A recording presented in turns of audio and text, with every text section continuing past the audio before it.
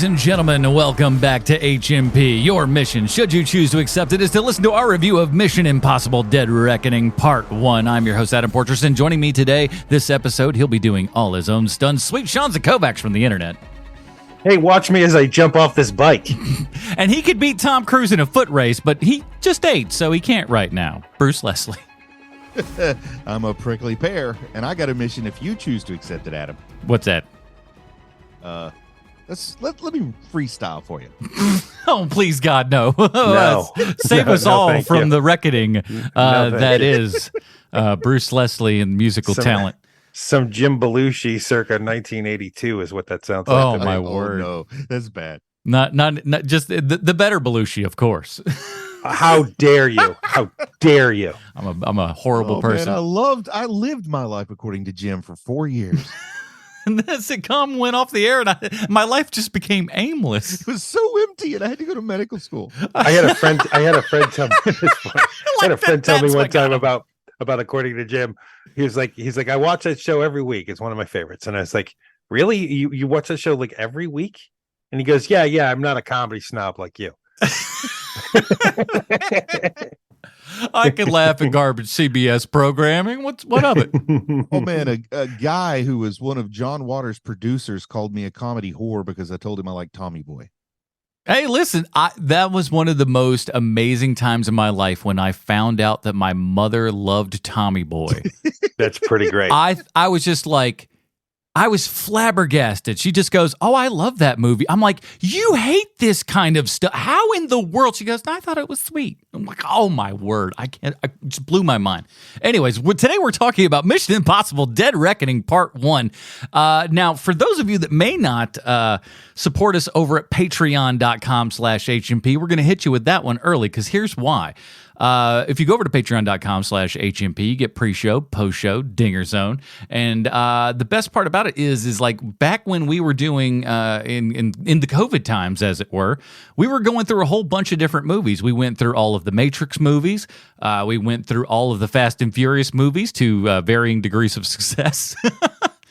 But one thing that we did do that we found pretty good success in almost all the way across the board was we reviewed all of the Mission Impossible movies. So if you want like really good in-depth Mission Impossible reviews for the previous 6 movies, go over to patreon.com/HMP and join them today at any level and go and check all those out. Those were a really fun time going back and looking at all those movies. Mission Impossible, stick around for the Fast and Furious. Yeah, if you want to, like, you can hear that one. That's also fun to hear because of just the downward spiral that series took. I was so game for it. Like, I was really surprised with how much I liked the third one, the Tokyo Drift movie. Mhm. Yeah, the first 3 surprised all of us. We even liked that second one we were seeing its praise. Yeah. The second one was great too. And then we hit 4 and it was like, well, that's a bad one. And 5, it was like, hey, that 5 was like, no, 4 and 5 were great. And then after 5 was the peak.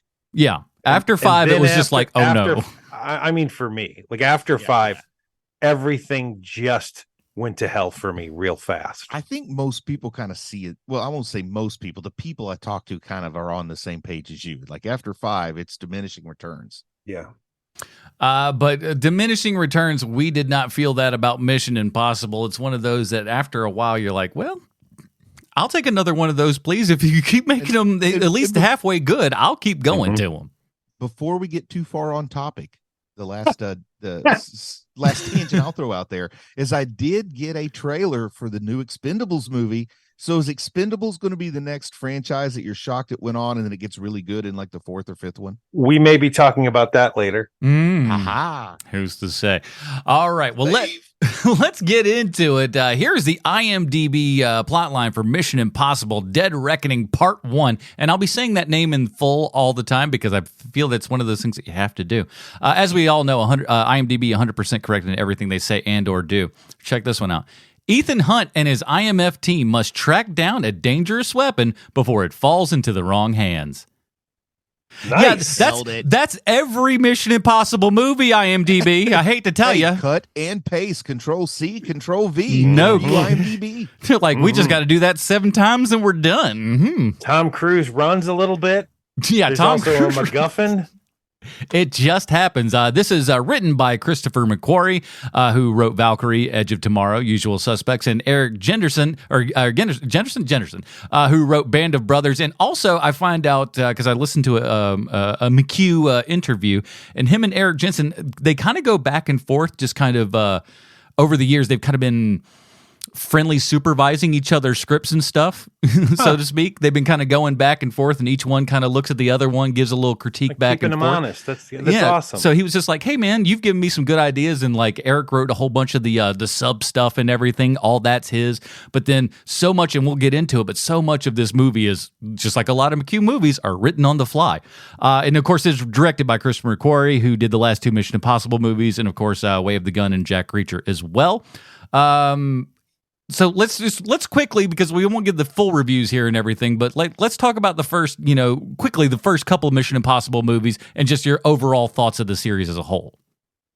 Who wants? Well, I'll first? say that I'm the lone person who enjoyed 2, because I do know 2 is probably the low point for this franchise. It almost killed the franchise. But I'm a sucker for John Woo, and that one actually worked for me in I'm going to say not quite, but almost an MST3K style. It just worked for me because in my mind, I could go back to the 90s when I would have loved this, even though this was even a little late for that. I still like 2 just because of that like silly John Woo-ness of it. It is the least of all of them, to be sure. And I think 1 was a pleasant surprise because I believe most of us who saw it kind of knew the theme song and knew it was like this weird 60s TV show that was on TBS every now and then. But I don't know that we knew what to expect from a movie, and we were like, "Oh, okay, this is like an American James Bond. We can get into this." The first one's more like espionage. I mean, Tom Cruise doesn't even shoot a gun. Yeah. It's more of a caper than it is a big time action movie, which is great. They do have some really convincing blue screen of a helicopter in a tunnel, though, so it is an action movie. That is really good blue screen. I agree with you. At the time, it looked pretty good, people. At the time, it looked pretty good. Not really. I remember being in the movie not as theater. Good as Die Hard. It was on par with Die Hard. I'm not saying that it didn't go over the top at certain points. I can remember being in the movie theater and going, this doesn't look very good. Oh, it's like, man, first Hans Gruber's tibias, now this. It's so like there's something that's very cool about the fact that Ving Rhames has been in every one of these. I really, really love that fact. Yeah. And isn't he like turning into the most lovable teddy bear, man? Like his smile seems like a perma grin on his face now. Like I really want to give him a hug every time he's on screen. Well, think of how great he has it. He's the voice of Arby's and he does Mission Impossible movies. What more do you need? I mean, I bet that Arby's money's huge. I don't know what his relationship status is, but if he's single, a line that never would fail is, "I got the meat." And you know how he got the name Ving Rhames? Irving was the full name, and he had a celebrity friend who told him to shorten it to Ving, but I can't remember who that friend was. Roommate. And it was the Tooch. Really? Yeah. Wow. Stanley Tucci gave him that nickname. I would love to see the two of them in an odd couple reunion type thing. He said they kept going for all the same roles. Did you watch that? Was getting them, and he wasn't. Yeah, I understand that. Listen, we need a little Italian man. Ving? Why do you keep showing Irving? Let's call it this Irving fellow. He sounds small and white. I'm a good actor. This is my recollection of Mission Impossible, is that the first movie I was all on board for it, man. I loved it so much. The quiet scene in the white room, like I was in the movie theater at a packed house watching that movie, and there were people in the movie theater afraid to make noise unless Tom Cruise gets busted. Yeah, from us making noise. It's terrific filmmaking. I left Keith Albee Theater on 4th Avenue in Huntington, West Virginia after watching that premiere opening weekend. And I was walking down the sidewalk going, do, like jumping from behind cars and hiding behind posts and stuff, making my way back to Marshall University. Man, it really guys. Like when that first movie came out, I had the soundtrack that had the Dust Brothers Mission Impossible theme on it, and of course, this is still back in the day when your answering machine was on a tape, And of course, you know, as you know, what was 1997 or no, it's even earlier than 96. that. 96. So I'm like, you know, what, 13 or something like that. So I've got like the soundtrack, and I'm doing a your mission to leave a message, blah blah blah, and then like just to time it right to when the last final note hits before the beep. Beep, like oh my god, what a fun time that was. But like that's what we even did. And when Mission Impossible 2 came out, I was like just in like high school or whatever, maybe just out of high school. We took a buddy's like little mini cam and like shot our own little stupid Mission Impossible. We had fun. Like the movie just was like, it's always been just a boatload of fun, these movies. So Mission Impossible 2 for me like just broke my back because I loved the first Mission Impossible so very much, and the second one is just straight like MTV music video garbage. I hated it so much, and then and so oh well, I guess that I'm not going to be watching these movies anymore. And then you start hearing those rumors like, hey, they're going to make a Mission Impossible 3, and I was like, so, and they're like, hey, Brad Bird's going to be the director. No. I'm sorry, That's J.J. Abrams.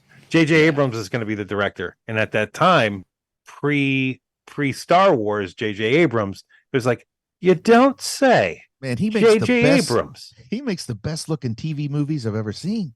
And then you learn who the bad guy is. And now I'm all in. and like from there on, basically, from 3 on, I have loved this franchise from one. But you know, I had to take a break with Mission Impossible. It is what it is. The second one was so awful, and then from that point forward, I was all in again. Like from the J.J. Abrams one until me watching this movie today, I don't think I realized how big a Mission Impossible fan I was until I watched the movie today. And when people start showing up, like you're like, oh right, there is actually a whole lot of people who have been in Mission Impossible, and they're showing up. This does have a cast I love when we get to talking about this movie.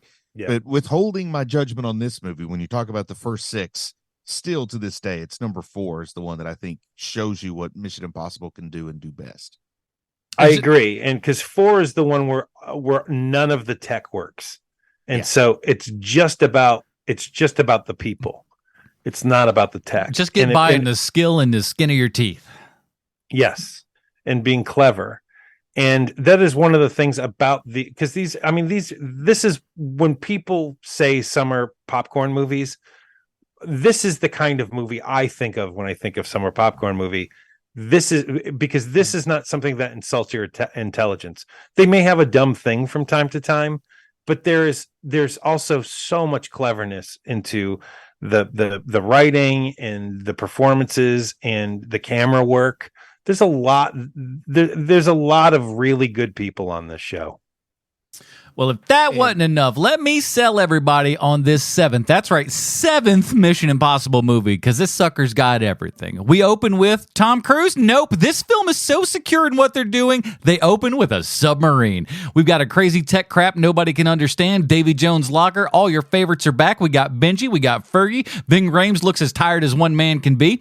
We've also got Agent Carter, Mantis, Westley, Kittredge, Mycroft, Kirby. What's that? You need a cop or agent who always looks like he's on the brink of a meltdown? Let me introduce you to my friend Shea Wiggum, why don't you? We've also got Gabriel, who people asking, who is that guy? You know who that guy is. You've seen him on a million things. We got motorcycle riding, boat captaining, big cars, little cars, trains galore, handcuffs, a MacGuffin-a-thon, pickpocketing, riddles, technology gone wrong, running, skydiving, alley fights, sword fighting, Mysterio green spoke, magic keys, fun with masks, bridge on the river, quiet action, the entity, and more Brian De Palma love than we've seen on the big screen in a long time. This movie has everything, and it's only half a movie. But I'm going to say it's a good kind of part 1. And I don't want to get too far to the end, but this one didn't leave me with the old proverbial blue goodies until the next movie comes out. I feel like it had a resolution. Man, that is some original flavored Bruce right there. Oh, Good my job, buddy. goodness. That is great. Oh. Some blue goodies. I need a minute to recover from that. If by some unfortunate event I were to die before the next movie comes out, I wouldn't feel like incomplete. Like right. I understand the story will continue, but also you could say it ends where it ends, and everybody lives happily ever after. It didn't feel as like it definitely doesn't feel like the Spider-Verse. The horrible case of broken promises that people are reporting from Spider-Verse. Yes. Yeah, this one at least felt, and at the same time too, I think the majority of the second half of this is shot, if not everything. I think it's not the majority, but a good bit of it has been shot. Yes. But so fingers crossed that something, but like that feels like that's much more apt to come out faster, I guess, than Spider-Verse. That's a guess. And again, right now we are at a very weird time and don't know anything, so this is all conjecture. I'm sorry. Go ahead, Bruce. I think your point's probably better than mine. Go ahead. Well, my point is that if you want to get me interested in your movie right out of the gate, start off in a Russian submarine. Yeah, I'm with you. I've been as I've said for years, I've been such a sucker for a heist movie, and I still am to this day. But you know what else I really love is a submarine movie. Hot damn, do I love submarine movies. Man, although remember those 4th grade sleepovers when you'd insist on watching Das Boot and everybody would go home? Well, not 4th grade, but like by the time I'm like 13, 14, I've definitely for me seen that Das was 4th Boot. grade, unfortunately. I have seen Das Boot several times. I love that movie. Mine was more of a down I've even seen Periscope. really bad ones like K-19, The Widowmaker. That you're going to say Periscope's up or whatever. Periscope down. No, Yeah. I'm talking about bad movies, not good ones like Periscope Kelsey down. Grammer's best movie. And then McHale's Navy that had Bruce Campbell. Yeah, but not on a submarine. That's a boat. That's a boat. A boat's just a submarine that can't swim underwater. It's one of those that just can't go underwater. That's nice. Put that on the poster. It's going right on the poster. But before we go too deep into this, can I just go ahead and get I love this cast out of my system? So every time a character pops up, I'm not saying it, but I just want to run down some names on this cast list that I was blown away. Everybody popping on the screen, even that guys are awesome. That guys, I barely knew anybody was in this too, by the way. Like I really did not watch any trailers. I tried to ignore as much as humanly possible on this. Not that the trailer, because I did watch it eventually, and it's nothing gives away really, which they've been nice about, and that's good. But I didn't want to risk that, so I knew. I didn't even know, Palm Kemala. I can't pronounce her last name. Clementif. I didn't even know she was in this. I don't think. I know. I love Palm Clementif. She, of course, we know her as Mantis, but I've also seen her in some other cool things that she's been in. Haley Atwell. I've been a big fan of Agent Carter. I got her autograph at a convention. She signed it to my daughter, so it's always like a nice memory. So I'm cheering for her, and I'm really hoping this opens up like maybe a big second act to her career. Also, can I say like something? She's had a good career, but I want her to have a big, make some nice cash at the end of it too. Yeah. Between her and you'll get to this name soon, or right soon, I would imagine, with Rebecca Ferguson, how nice is it to have age appropriate women in these programs? I do hate it. She's like 37. Haley Atwell's like 41. So like they're not like 26-year-old girls. They're within 25 years of his age, like a healthy relationship. Well, anyway. Some of us know about that. I'm joking. But anyway, Rebecca Ferguson, wonderful. Simon Pegg. I think we talked so much about him on the Patreon versions of this that we did, but he's just one of those actors I can't imagine anybody disliking Simon Pegg. I'm sure they're out there, but I don't know them, and I don't want to know them. And Vanessa Kirby, she's the connection with Fast and the Furious. She kind of was in one of those movies before she was in one of these movies, and she's really good in action movies, and she's got that European sexy without trying to be sexy kind of businesswoman look. She's got that down. Gabriel, the bad guy, is Cy Morales. I know him as Deathstroke from Titans, which is maybe not where he would be the proudest for me to know him from, because he's been in good things. Yeah, he's in Top Gun Maverick. I don't know if it was on the show or before the show when we were talking about Shea Wiggum, but that guy is, to me, he's always a breath of fresh air as a cranky cop. Man, and he really is great at he's like great at being the Tommy Lee Jones from The Fugitive, but the show's not about him, so they cast a smaller guy. Yeah. So they're getting Shea Wiggum here, but he really had a moment there where he was doing a great Tommy Lee Jones from The Fugitive, I thought. Henry Czerny. I'm sorry, go ahead. I was going to say that, the other thing with Shea Wiggum too is that, you know what? Let's start giving him those Tommy Lee Jones roles. Yes. Because Tommy Lee Jones clearly does not want to be in your movie anymore. I mean, the dude's 85 or something. Give him a break. Yeah, well, I mean he looks like he's 85, but he's not actually that old, right? Because he went to school with Al Gore. Him and Al Gore were like went to Harvard or Yale, wherever they went, and at the same time. And so, you know, how old is Al Gore? 70. So Tommy Lee Jones just looks like he's 85 years old. In my defense, when he made The Fugitive, I would have sworn he was 65. Yeah, it's true. And he was probably 20. 32. Tommy Lee Jones, 77 years old. Oh, wow. Wow. 1946. So he's of course he's looked like he's 50, you know, for the past 40 years. So Henry Czerny, the CIA director. So great. First time back since 96, since the original movie, man. And he's still, you know, like I know that in the first Mission Impossible movie, to me he seemed a little young in the role he was in, like just a touch too young. But now, Henry Czerny, when he shows up, it's like that guy brings a gravitas, and I only know him from Mission Impossible movies and that one Harrison Ford movie where he's playing the guy that Alec Baldwin played once. Yeah, it's the oh man, it's either Patriot Games or the other one. Exactly. Clear and Present Danger is the answer. Yeah, Clear and Present Danger. It's definitely not The Hunt for Red October because that has a submarine, so we wouldn't forget that one. I wouldn't forget that one. That one's great. What about Cary Elwes? He's great. Yeah, I did know he was going to be in this, and then when he shows up, I like rub my glasses, make sure they're clean. Then I'll read the credits to make sure that's really who it is. And yeah, man, Dread Pirate Roberts. He's fine. Like he's only in it for like 5 seconds. It feels like so. Like I wish I wish his character had a little bit more to do. I guess.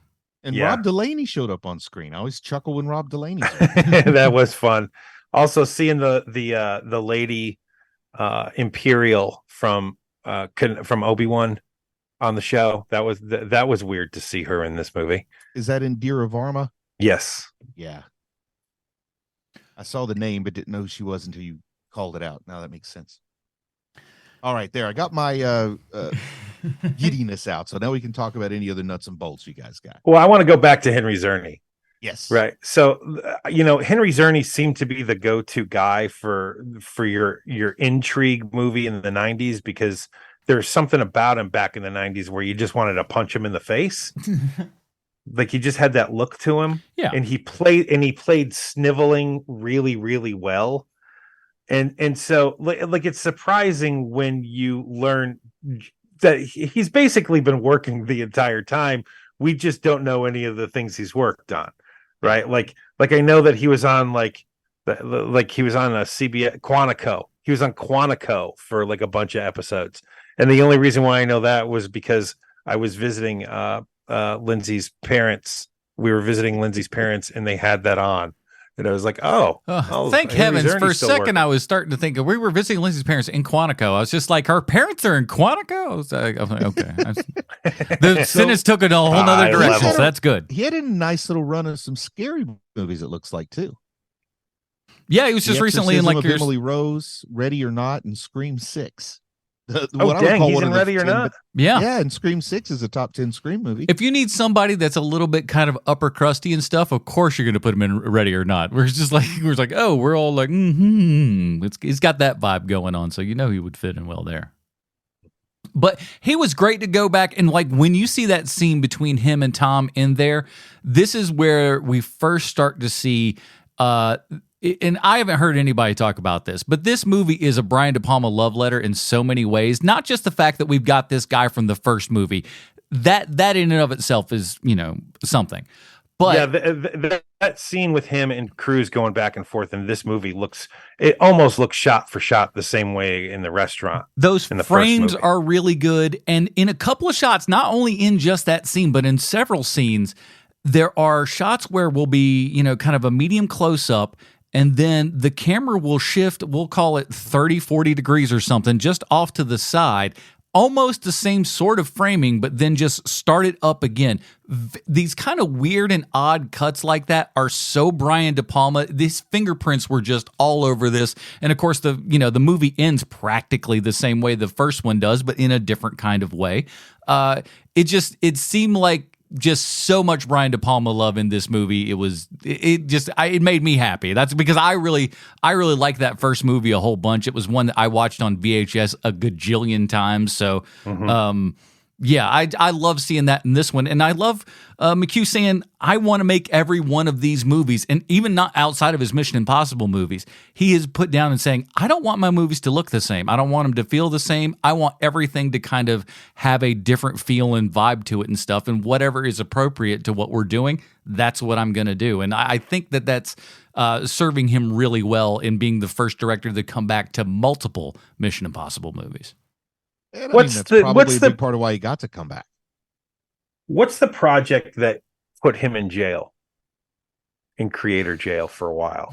Because I know that when I'm sorry, which that put De Palma in creator no jail? Macquarie. Oh, okay.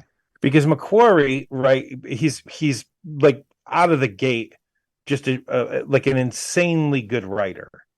You know, one of his he came out of NYPD Blue, and then from there he had the Usual Suspects script, and so from Usual Suspects on, like he's out the gate after that, right? Actually, I don't think so, man. I think it's about how our memory and the time when we were living.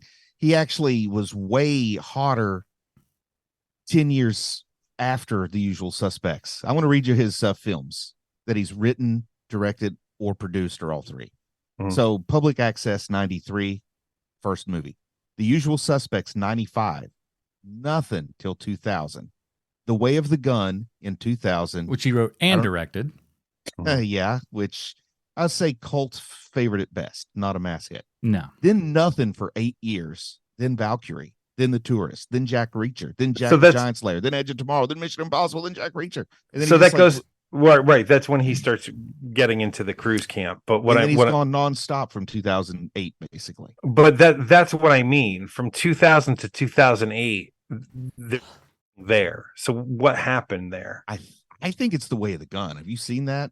I have. Yeah, it's not good. It's also not just not good. I think some people were probably even offended by it. Well, when the most famous scene in your movie is when one of your main characters calls a lady the C word and punches her in the face, you're not going to have a ton of fans. That, I think, is where the jail came from, because it's after that when he has an 8-year dry spell. I think he was probably looking for something, and then you got to remember at this point as well, Tom Cruise hasn't quite made his comeback just yet. We are on the cusp of that at this point when we're in that little lull right there. And ultimately that comes down to the fact that we know a lot about Tom Cruise's life. And all of a sudden, when we start knowing more about Tom Cruise's personal life, our interest in Tom Cruise stuff goes really down. When we stop hearing about Tom Cruise's personal life and stuff like that, guess what? We all like him again. So, Hollywood could learn from this, because once Tom Cruise stopped talking about himself and his religious thoughts or his family things and just focused on movies and stuff, people started liking him again, and he's the king of the box office. I think in our lives, we may have seen the two greatest Hollywood comebacks with RDJ and Tom Cruise. I mean, Tom Cruise never left, though. I mean, outside, I'm like, there's a small lull, but I don't even. You know what I mean? He still had a comeback in a major way. You know, he lost everybody's heart, and then he won it right back. And he won it right back with Tropic Thunder. Yeah. We all kind of. And I'm going to say at this point, if I had to pick, and who better to pick than me? I mean, can you think of anyone who's more qualified? No. I would say when you're talking about a movie star, Tom Cruise will probably die being called the greatest movie star ever. Well, he's definitely the last movie star, right? Yeah. I mean, he's the very last movie star. Certainly that kind of generation and stuff, and of a guy who just who really does it all. And that's the big thing. I think he brings something that the Cary Grants and the John Waynes just don't bring. Well, the quality of picture, because he really does care about the movie itself.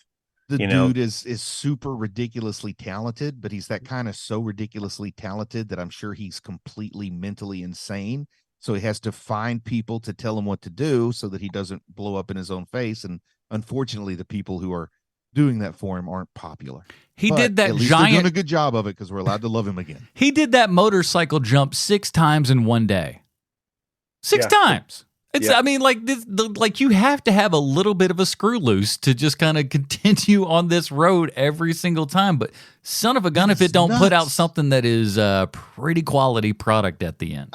I mean, I don't know why I'm watching this, and I'm thinking like he's not even wearing a helmet, but he's got the eye protection. Like that's what was all confusing to me for some reason. Like as an ophthalmologist, I appreciate the eye protection, but when you're jumping off of a cliff, the goggles they do nothing. Like you need the helmet. Well, I think that's to keep he the. didn't want to get bugs in his eyes. Yeah, air and bugs out of your eyes so you can Maybe he's see what worried you're that his doing. earplugs might have stuck to the inside of the helmet. By the way, that is one of the lowlights of this, and of many a Tom Cruise Mission Impossible film. His hair sucks in this. I don't know what they were doing with his hair, but it is no good in this film. They tried spraying it on instead of taping it on. I don't know what it is. It looks bad. The brown color is Am I bad. the first guy to just come hardcore at Tom Cruise about hair loss that probably isn't even happening? Like, where did that come from, guys? Why am I suddenly deciding I'm going to hammer Tom Cruise about hair loss? We just want that career. We just want to be like that guy who could Yeah. do 6 Of all jumps the in one things, day like, and then go, it's if no I big want deal. to hammer the guy, there are legitimate things to do it with. His hair actually way better than mine, even if he is losing some hair.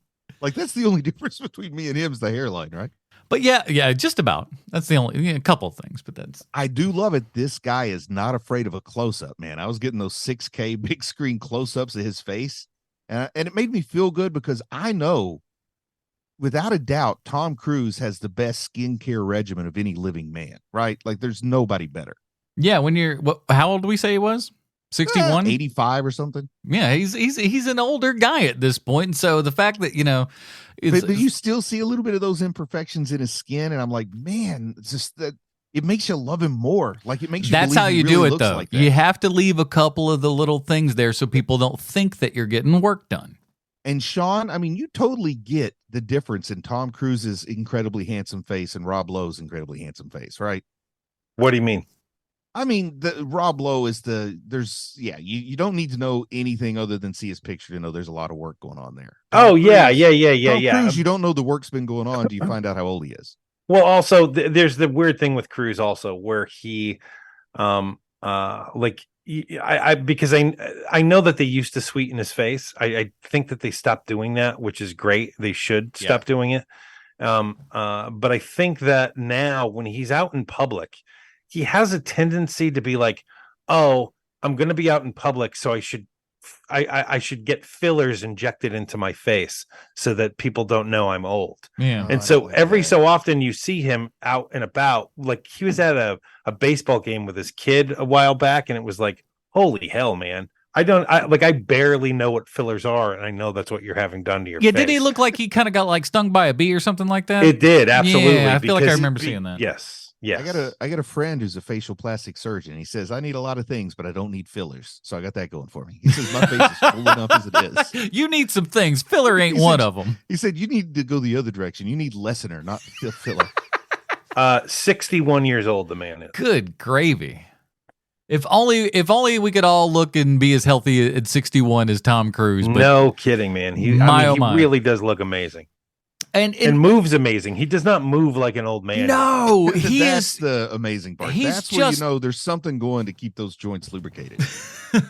I just think that like every time you see him like just do one of these stunts or goes over like any of the car things, you buy every single second of it because again, this dude has like committed himself to doing this stuff so much to where it just flows out of him as if he was indeed Ethan Hunt. And I think at this point he might actually be Ethan Hunt. I just picture him like buying black market knee meniscuses from like Asia and get him surgically implanted so he can run. That's literally the first thing I thought of when you see the trailer with him jumping off of the motorcycle. I was like, man, my knees are killing me seeing this, and I'm not doing it. Now, do you guys know much about the production of this movie and how kind of McHugh starts to make even these Mission Impossible movies? I am not familiar at all. The only thing I know is in pre-production, I heard the next one, Tom Cruise was actually going to go to space, and I was disappointed he didn't. No, thank God. They don't have as much of the script as you might imagine when they go into things. When they planned that jump, they knew the jump was going to go onto a train, but they didn't know what was going to be on the train. They didn't know how to get any. Like, they have so many things that they put together that eventually they just kind of cobble together a story at the last second. When you listen to those, and the script doesn't feel at all like that. No, it's like. But here's the thing: some of it was most definitely written. There were obviously the big, portions and stuff like that. But I don't even think they really even quite knew that AI was like the villain, so to speak. They only came up with that later on, where it was like, because it was going to be a guy, then some sort of specter type creature, almost like a guy in like dark sunglasses and a hood and stuff like that. They decided, and they said you can see him in one shot in the movie, but it's not in there anymore. So they abandoned that thing altogether, and then came up with the AI voice and stuff. So a lot of these Mission Impossible movies that McQuarrie does are just kind of. It sounds bad, but there's slapdash in a lot of weird ways. We're like, how are we going to put this together? And then in all of them, he nails the landing, and you go, how in the hell did you do that? And he keeps doing it though, so it works. Yeah, I like what he's doing. I don't know how he does it, but I want him to kind of keep it up. Man, we got to work on. We really got to work on transitioning so that somebody else so we can you don't just end on a point where there's then dead silence. Like we should be able to throw it to somebody after 8 years. But here we go. All right, so I got to say one more thing real quick though. Okay. Palm Clementif's jacket, I'm pretty sure was from the music video for Black Parade from My Chemical Romance.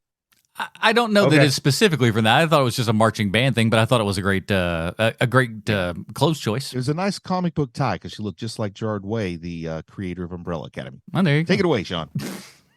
Hey, thanks, Bruce.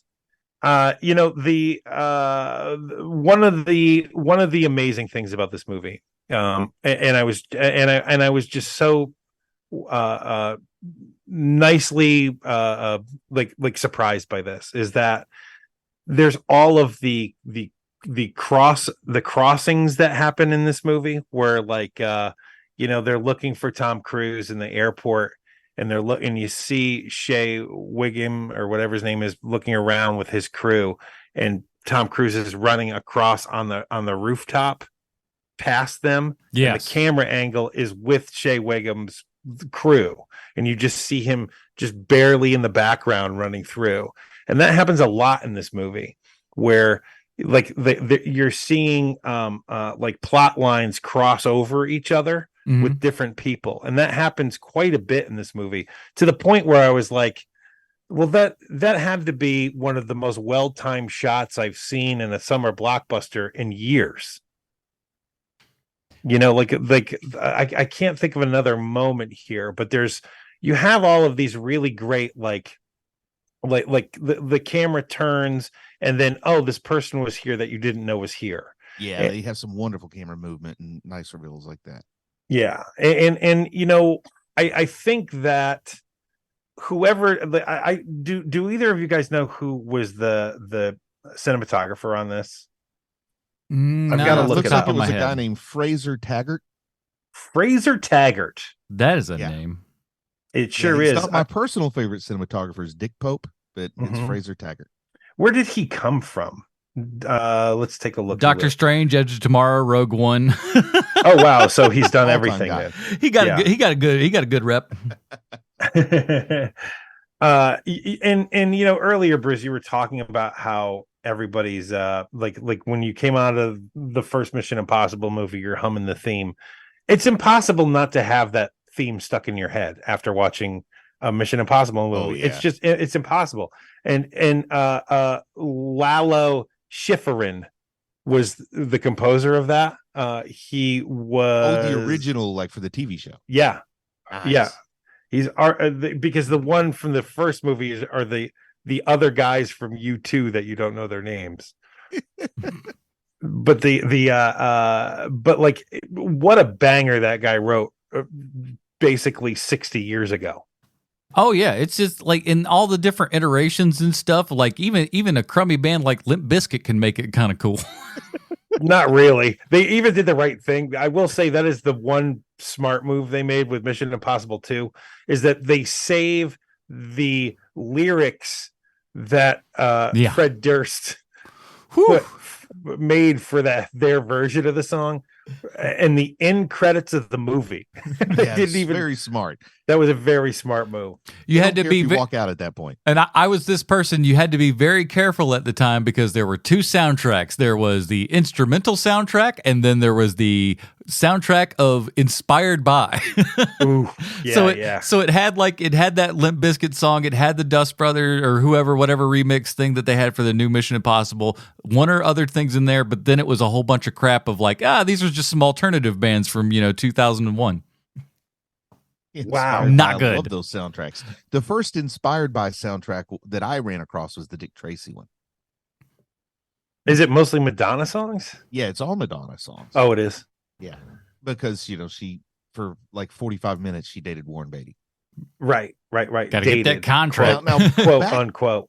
Back to the story. I want to talk a little story element here. Yeah, because, please. It is all chasing MacGuffins, and the MacGuffin they're chasing is that standard MacGuffin that who cares what it does? It does something that's so powerful that nobody should have it. It's not like we don't want it to get into the wrong hands. We want it to get into nobody's hands. Mm-hmm. That's a super MacGuffin trope. But the thing that I'm looking at, we've got this really, really charismatic villain, a mysterious guy known only as Gabriel. I think that's the Asai Morales character. Mm-hmm. I really like this actor. I like what he's doing with this character. And I start to get a feeling because there's a person that says, like, without me, you won't know where the key is. You won't know where the lock is that the key fits. And he kills that guy anyway. Mm-hmm. I think we might end up finding out that Ethan is going to find out that Gabriel might be the good guy in this situation. Like, they might end up working together to destroy the key in part 2. So that's like a little crackpot theory I've got going on here. Did you guys feel like that at all? Like maybe it'd be the old wrestling heel to face turn in the second movie with this Gabriel guy. I mean, cool guy. Not about they're definitely gonna. I think they're definitely gonna work together, but it's gonna be something where like, geez, I hate you so much, because like, keep in mind that the Gabriel character is the one that killed the lady that Tom Cruise got that death pinned on. He got to jack him up. That's true. Yeah.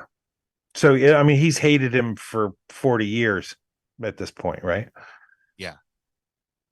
But yeah. I'm looking through Asai Morales's his filmography here, and I got to tell you, for as many things as he's worked on, and my God, he's worked on a ton of stuff. There's nothing here that stands out to me as something where I'm like, oh, that's where I know him from. I mean, clearly, I recognize the man, but there's like, how, I don't watch Chicago PD. You know what I mean? Like, I don't know. I don't know. I know what you mean. I don't. But yeah, over the last like 20 years, he's just been one of those guys that will show up and do a cameo spot here or there on any kind of television show. He's got a great look to him. Like he's even getting better looking as he gets older, obviously, and stuff. So like it totally works for him. So it's one of those guys. Again, when you see him on screen, you're just like, that guy's in charge. That guy's got that gravitas that you need. Yeah. And for some reason, I always assumed he was like a New Zealander, but he's from Brooklyn. Huh. Like I don't know. Like just when I saw him as Deathstroke, I think for some reason, because the Deathstroke from the Manu Bennett, the one from the old Arrowverse, was from New Zealand. So I just started assuming that anybody who was Deathstroke other than Joe Manganiello was from New Zealand.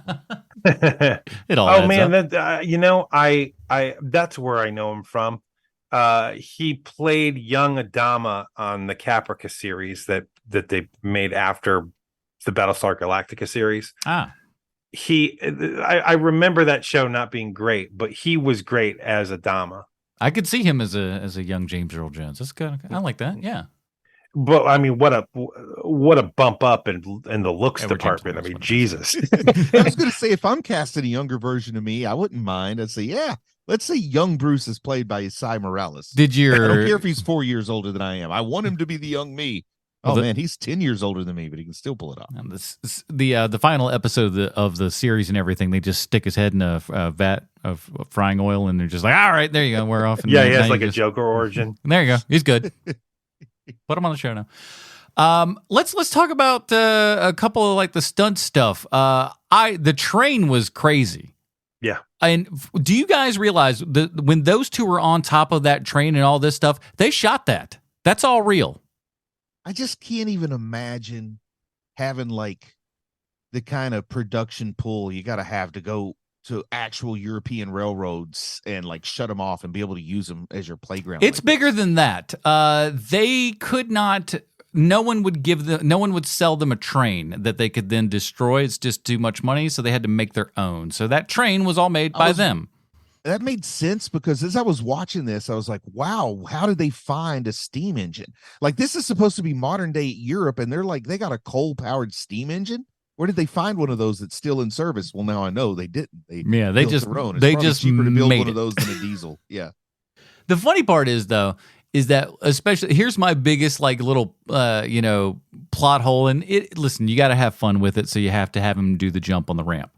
But the Paris character jumps down off of like a bridge, just a bridge overpass, and then gets onto the top of the train. I'm like, Tom, you could have done that.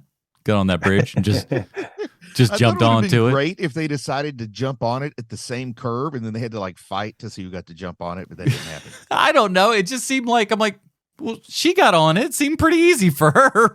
Why you got to go through this whole rigmarole? It's because we need a cool stunt, but And I'm not positive, but I think they shot a lot of the train stuff in Norway, because I know they shot some of this film in Norway, and it almost looks like those cliffs are the kind that are cut by the water up there in Scandinavia more than what you'd see in the actual Italian Alps. Yeah. Once again, I'm no expert. I'm not trying to pull a no leopards live in India here, but it does look like that might have been in Norway, because some of those cliffs were just absolutely beautiful and gorgeous and amazing. The one he jumped off of in particular was just too good to be true. The weird part about his jump and everything is the way that he's parachuting down. I don't think most of us realize how dangerous it is, what he's doing, and how he's actually parachuting down, because technically it's not considered parachuting per se. I forget what it's called, but it's something that's he's base jumping. It's something else that was like almost it was like another set off of even that. I don't know. Gosh, man. I forget what it was called, but it's just all that little twirling. Looking, but I avoid most extreme sports.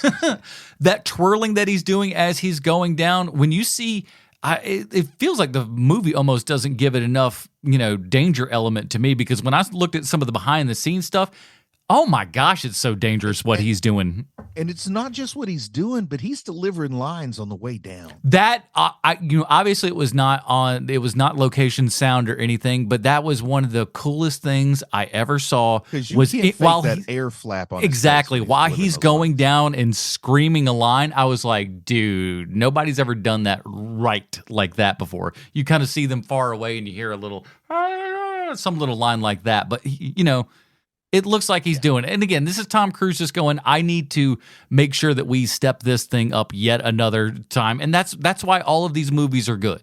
It's because it's the consistent strive to do better than the last time. Yes. And all of the choices that are made are made for the betterment of the movie. Like there's no like, God love him, but Sylvester Stallone isn't showing up for Expendables 4 because he just really loves working on Expendables movies. you know what I mean? It's a nice paycheck. It's the big difference between Tom Cruise and just about every other movie star is that he cares so deeply about the project itself. And so when you do that, you do things like, you know what, we're going to spend a little bit extra money. You know what, we are going to do this on location.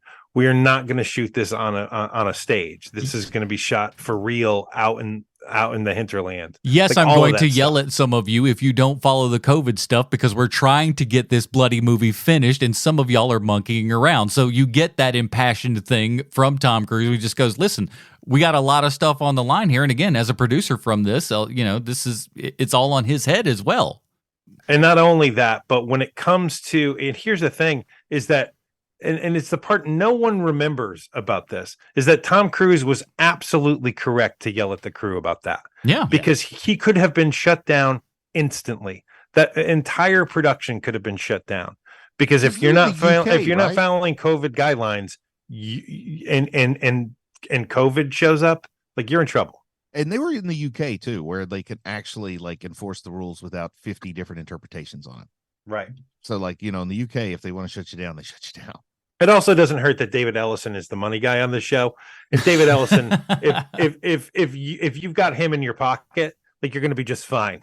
You know, like, and I'm pretty sure when Tom Cruise calls David Ellison, it says, "Hey, we need 50 million more bucks for this movie." David Ellison's like, "You got it, Tom." He looks down at his phone just to make sure that the caller ID says Tom Cruise on it, and then he puts it back to his ear and just goes, "You got it." Yep. Who am I talking to again? Oh, that's right. Mr. Tom Cruise.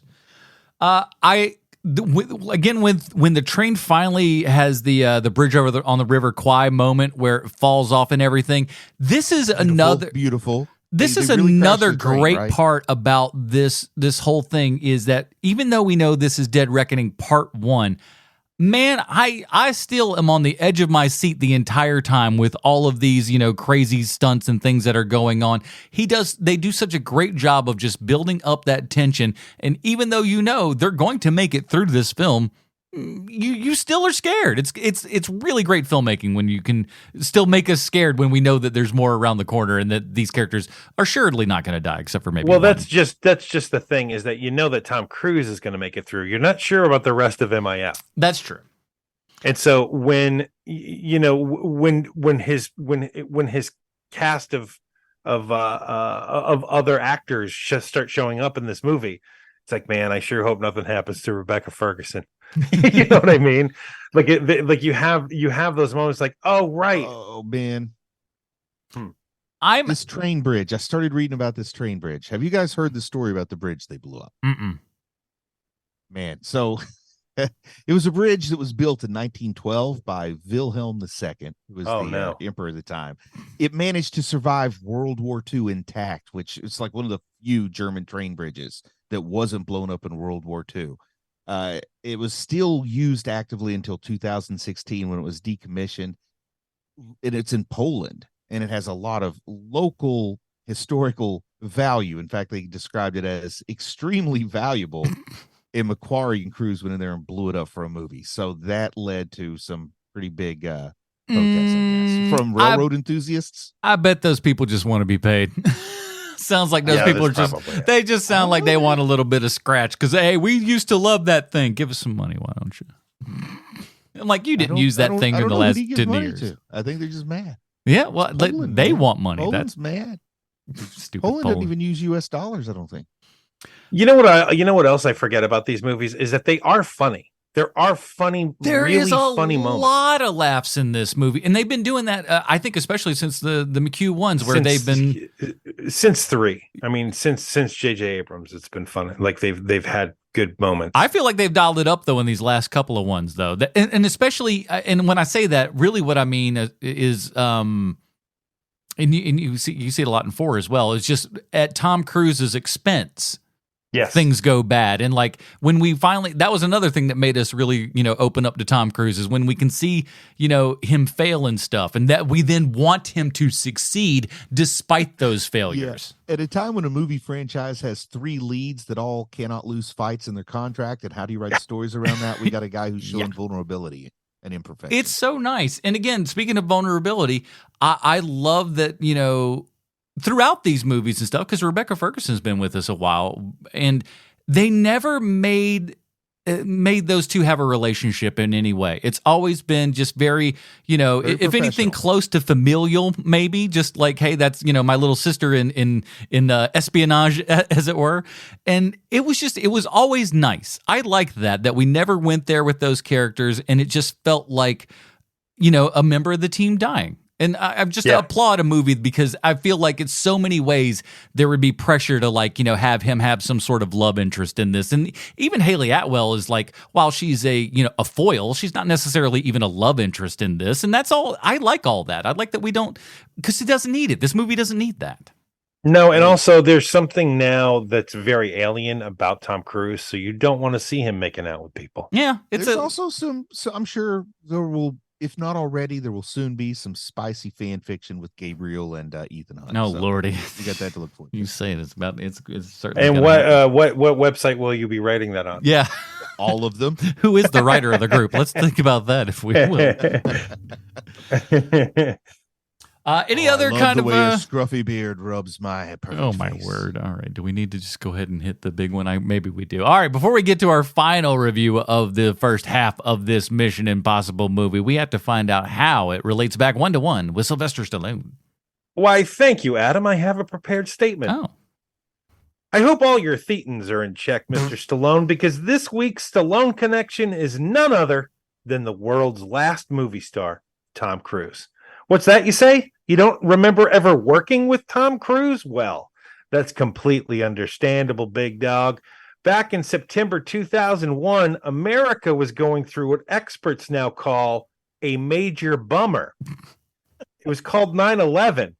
And 10 days later, a telethon was staged. It aired simultaneously, commercial-free, on more than 30 networks. And it was called America, a tribute to heroes. It raised more than $200 million. And if you were famous in 2001, chances are you worked on this telethon. Who was part of this star-studded event? Probably a better question is, who wasn't? The Edge, Don Was, Jimmy Schmitz, Richie Sambora, the Dixie Chicks, Kelsey Grammer, Cuba Gooding Jr., and Fred Durst. All the big names. Wow. I like the idea that Kelsey Grammer and Fred Durst had to share a dressing room. But they also had some up-and-comers, people like Will Smith, Mike Myers, Robert De Niro, George Clooney, Muhammad Ali, plus Tom Cruise and yourself. This project will go on to win 7 Emmys, which goes to show you that if there's one thing Hollywood loves to promote, it's how great Hollywood is. Now, I'm not going to badmouth a charity event. Charity by nature is a good thing, but I can't imagine there was a single living soul who watched this thing from the beginning to the end. I can't imagine that the same people who watched so they could see the Dixie Chicks performed also wanted to stick around to see what Dennis Franz had to say about 9/11. In an effort to remain completely truthful to both you, Mr. Stallone, and our listeners, I didn't watch a single second of this event. I had my own show that night, which was also a charity event, all the proceeds going to me. What I remember most from that night was how much people laughed. I wasn't particularly good or funny that Friday night. It wasn't even the best show I had that year, but people laughed a lot. And I'm hoping the same thing is true about this telethon. I'm sure that it's nearly unwatchable today, and the fact that I hadn't even heard of it until looking for this week's Stallone connection should be a hint that it was probably a hobo's trash can on fire. But you put in your time, Mr. Stallone, and that's the important bit. And so did the world's last movie star, Tom Cruise. Do I think he's weird in real life? Yes. Do I think he's probably the only reason why Scientology has gotten as far as it has in the last 3 decades? Yes. Do I think it's weird that there's a video I saw of him on the internet this week where he's sitting on a couch that's clearly not in his home, eating from a gigantic bucket of popcorn, where he's attempting to appear normal and he's saying things like, I like eating popcorn and watching movies? Yes. Yes, it's extremely weird. Where did he get such a large bucket of popcorn? They're not at a movie theater. Where was this video shot? Why does he have a ton of filler injected into his face? I'm getting off track. My point is, he's the world's last movie star because I'm going to see whatever movie he's in. I'm sure we spoke about it on the show, but he always gives every project his best. He's never half-assing anything. This week I saw in completely unrelated news a trailer for Expendables 4 in front of Mission Impossible this week. And it looks like the worst thing ever. It does look so bad. Oh. And there you have it. This week's Stallone connection is Tom Cruise. I hope to hear from you soon. I'll be back here next week. Your pal, Sweet Shawnsy from the internet.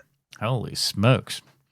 Well, here at Hero Movie Podcast, we have our own patented Robin rating system. Bruce, where does Mission Impossible Dead Reckoning Part 1 fall on the Robin rating system for you? I think this is the action movie version of a tone poem. They're chasing the MacGuffin, they're running, they're jumping, they're doing this, they're doing that. I got up to go to the bathroom like 4 times during the movie. Didn't miss a thing. You don't really need to know what they're saying. Is everything okay? Yeah, I just, I had a lot of fiber the night before. You broke the seal. Yeah, it happens. Yeah, man, it's too much fiber in Doritos. But anyway, oh lordy, it's a 3-star movie for using the star thing. Damian Wayne, it's like right down the middle. There's no way to dislike it. No way it's your favorite movie. You know what I mean? Like it's a great fine version of what it's meant to be. Damian Wayne. Interesting. Sean? This is this is my favorite movie this year. This is the best movie I've seen this year so far. I love this movie so very, very much. Across the Spider-Verse would have been my favorite movie of this year if it weren't for the fact that they ended on a cliffhanger. This does not end on a cliffhanger, and that is actually Tom Cruise's fault that it didn't, because he literally told everyone else, we are not ending this on a cliffhanger. I want it to be a satisfying ending. And boy, did that work out great. Thank you, Mr. Cruise. Yeah. Seriously. So for me, you learned a thing or two making like all that money over the years. Yeah, no, who would have guessed? A couple of times at bat and you'll eventually get it. So for me, this is a high Tim Drake. I just adore this movie. For me, I think I gotta go low Dick Grayson. I really, really like this. I had a whole bunch of fun with it. I was too chicken to give it a Dick Grayson. Yeah. Good for you, buddy. It's 3 hours long, but it chugs so fast. I never looked at my watch. I never thought like, oh, it's never boring. It's constantly moving. It's constantly shaking, but it's not just constant action either. There's story that's going on. There's character development that's there. And again, when we have characters that can die and stuff, it brings, stakes to it. And I'm so glad that we have that. And it's fun to see where things are going to go. The story's written in a way, and I'm using a little hyperbole here, but you can get as much or as little as you want out of it. Mm-hmm. Like you can sit there and think, okay, so let's think a little bit about Zerny's character's lore. Let's think a little bit about these characters' lore. Or you can just say, oh man, that train looks like beautiful views, beautiful fixtures, and nice action. Yeah, and there's enough stuff that's going on, and like I just, for me, it's what we go to the movies for, especially in today's world with the blockbuster stuff. It has that same thing, and Tom Cruise has just found a way to harness it and put it in a bottle and put it on screen for everybody. He's gotten that thing, especially when it comes to action adventure movies, that he's figured out what the public likes. I'll tell you what. This is what we like, and this is how we want to have it fed to us. And sure enough, every time that he's done it, it's been a banger. This is the first movie this year that I've actually sat down in the front part of the theater. Where sometimes I do that when I want my whole field of vision to just be saturated, it's more immersive. So I knew what you're going to get into, and it delivers. It just plays on your face. It's a lot of fun. I wouldn't go as far as you, Sean, and no movies this year necessarily knocked my socks off. But yeah, it's not my favorite of the year, but it's a solid movie. Yeah. Well, that is it, everybody. Another week down, another movie. Mission Impossible Dead Reckoning out in theaters now. And Tom Cruise says, please go see it. Please go see it, because they need that movie cost a lot of money to put together. And not only that, but there's 2 monsters coming next week. Yeah, so let's talk about that next week, everybody. We haven't discussed it ahead of time. You're hearing it live here on the show. Who wants to do Oppenheimer? I can't. I'm not going to work for this show. I'm not going to have time to go to the movie theater next week either. I'm going to be in Los Angeles next week. Yes, and you. All right. All I hear is excuses, and that's fine. I'll still go see that one. We'll figure out what we're doing next week. I don't know. We'll go see Barbie.